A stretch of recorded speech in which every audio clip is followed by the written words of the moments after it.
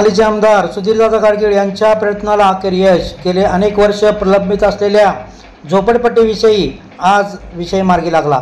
आमदार सुधीरदादा गाडगीळ यांच्या प्रयत्न व महसूल मंत्री चंद्रशेखर बावनकुळे यांच्या आदेशाने त्या लोकांसाठी होणार आहे झोपडपट्टी नियमितीकरण। काय म्हणाले आमदार सुधीरदादा गाडगीळ? नवप्रसारण न्यूज सांगली।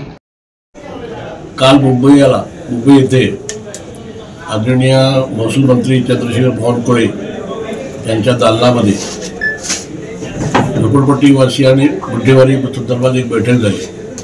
सांगली महापालिका क्षेत्रात जेवढ्या झोपडपट्ट्या आहेत त्याला 2011च्या जेवढ्या झोपडपट्ट्या आहेत त्याला नियमितीकरणाचा हा विषय होता।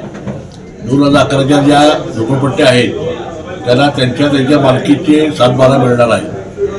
त्याच्यामध्ये 500 फुटापर्यंत ज्यांची घरं आहेत त्याला एकही पैसा लागणार नाही। ज्यांची 500 ते 1000 फुटापर्यंत घरं आहेत त्याला फक्त 10% वरच्या 500 फुटावर भरायला लागणार आहेत। आणि ज्यांची 1500 फुटाची घरं आहेत त्याला 500च्या वर म्हणजे 1000 फुटाला 20% फी भरायला लागणार आहे। अशा तऱ्हेने हे नियमितीकरण होणार आहे। त्यामुळं हजारो झोपडपट्टी असताना या पुढच्या काळात न्याय मिळणार आहे। आणि महापालिका क्षेत्राला या झोपडपट्ट्याला पुढच्या 3 महिन्यामध्ये ही सगळी कारवाई पूर्ण करून त्यांच्या नावाचे पट्टे करायला आणि त्या कार्यक्रमाला मुद्दा देवेंद्रजी यांचे त्यांनी कबूल केलेला आहे। आपल्याला आयुक्ताला आणि कलेक्टर दोघेच्या बिल्डिंगला ऑनलाईन होते आणि त्यांना या सगळ्या इन्स्ट्रक्शन आदरणीय बावनकुळे साहेबांना दिलेले आहेत। त्या पुढच्या 3 महिन्यामध्ये हा विषय एक मोठा विषय संपेल। तसाच जो आपला गुन्हेगारीचा प्रश्न आहे तो गुन्हेगारीचा प्रश्न मला वाटतं तात्यापूर्वी आमदार असताना हा गुन्हेगारी प्रश्न त्यांनी विचारात घेतला। त्या पुढं ह्याचं कुठलंही काम झालेलं नव्हतं की कालच्या बैठकीमध्ये गुन्हेगारीमध्ये जेवढी घरं आहेत जेवढे लोक राहतात त्याचं नियमितीकरण करण्याचा विषय निघाला होता। ते पण नियमितीकरण होईल आणि त्यांच्या नावाने त्याला 7/12 मिळतील आणि अशा तऱ्हेने हे 2 मोठे विषय संपलेले आहेत। तसं महापालिकामध्ये जे पाणीपट्टी थकबाकी आहे ते जवळ 63 कोटी आहे।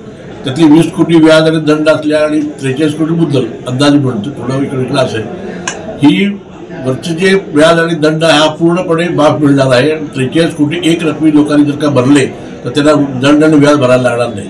अशा पद्धतीनं आपण पुढच्या काळामध्ये जी स्थावर याची घरपट्टी आहे त्याच्यामध्ये सुद्धा आपण दिलासा घेणार आहे पुढच्या काळामध्ये।